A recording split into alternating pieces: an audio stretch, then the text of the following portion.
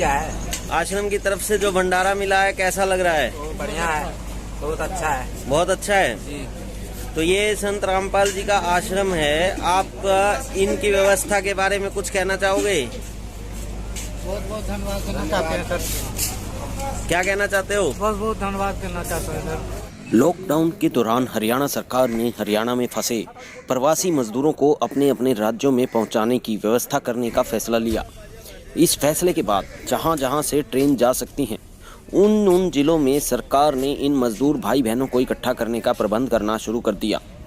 इसी सिलसिले में जब भिवानी में इन मजदूरों के ठहरने की बात आई तो हरियाणा सरकार के अधिकारियों ने संत रामपाल जी महाराज के सतलोक आश्रम भिवानी में पहुंचकर आश्रम का जायजा लिया। एडीसी भिवानी, एसडीएम भिवानी और तहसीलदार समेत पुलिस वालों ने आश्रम में पहुंचकर जब जायजा लिया तो उनके मुंह से अपने आप ये शब्द निकले कि इससे अच्छी व्यवस्था पूरे भिवानी में कहीं नहीं हो सकती। आश्रम की व्यवस्थाओं को देखकर, आश्रम की व्यवस्था को देखकर वो अपने आप इस बात से आश्वस्त नजर आए कि इससे अच्छी व्यवस्था पूरे भिवानी में कहीं नहीं हो सकती।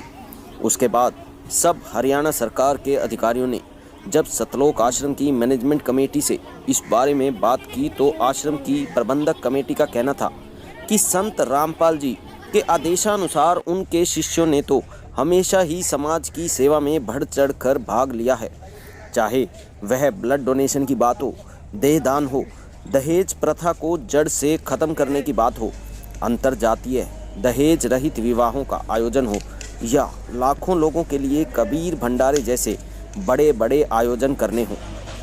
तब आश्रम की कमेटी ने ये एसडीएम भिवानी को आश्वासन दिया कि इन प्रवासी मजदूरों के रुकने के साथ साथ चाय, पानी और भंडारे की व्यवस्था भी आश्रम की तरफ से ही की जाएगी और इसलिए अब हरियाणा सरकार को इनके रुकने के लिए निश्चिंत हो जाना चाहिए। इतना सुनकर सभी अधिकारी बिल्कुल निश्चिंत होकर आश्रम से चले गए और शाम होते होते 6 मई 2020 को बिहार जाने वाले सैकड़ों मजदूर सतलोक आश्रम भिवानी में पहुंच गए। साथ ही साथ उन्हें ले जाने के लिए हरियाणा रोडवेज की बसें और पुलिस भी सतलोक आश्रम में पहुंची। सतलोक आश्रम भिवानी में संत रामपाल जी के शिष्यों द्वारा की गई व्यवस्था से मजदूर भाइयों समेत सभी सरकारी अधिकारी, रोडवेज बसों के ड्राइवर, कंडक्टर और पुलिस वाले भी बहुत खुश नजर आए। आश्रम में आए इन सभी लोगों ने संत रामपाल जी का सत्संग भी सुना और संत रामपाल जी की लिखी गीता तेरा ज्ञान अमृत, आध्यात्मिक ज्ञान का गोला और अंधश्रद्धा भक्ति खतराए जानन नामक पुस्तकें भी अपने साथ ले जाने के लिए ले ली। मजदूर भाइयों का ये भी कहना था कि ऐसे समय में ऐसा खाना और व्यवस्था भगवान के अलावा कोई नहीं कर सकता। इतने मुश्किल समय में ये सब व्यवस्थाएं करना आम आदमी के बस की बात नहीं।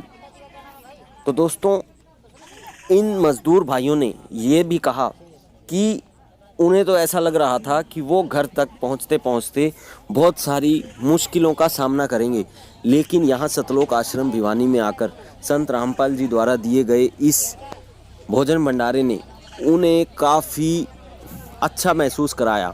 और इसके साथ साथ संत रामपाल जी के शिष्यों द्वारा इन मजदूर भाइयों के लिए जाते हुए पैकिंग के खाने की पैकिंग की व्यवस्था भी की गई थी। इन्हें खाने के पैकेट साथ में ले जाने के लिए भी दिए गए। तो दोस्तों, आप सब से भी प्रार्थना है कि पूर्ण सतगुरु रामपाल जी महाराज की पुस्तकें तथा सत्संग सुनकर आप भी सच जानने की कोशिश जरूर करें, क्योंकि कबीर साहब ने कहा है, मानुष जन्म दुर्लभ है, मिले न बारंबार, जैसे तरुवर से पत्ता टूट गिरे, बहोर न लगता डार। धन्यवाद।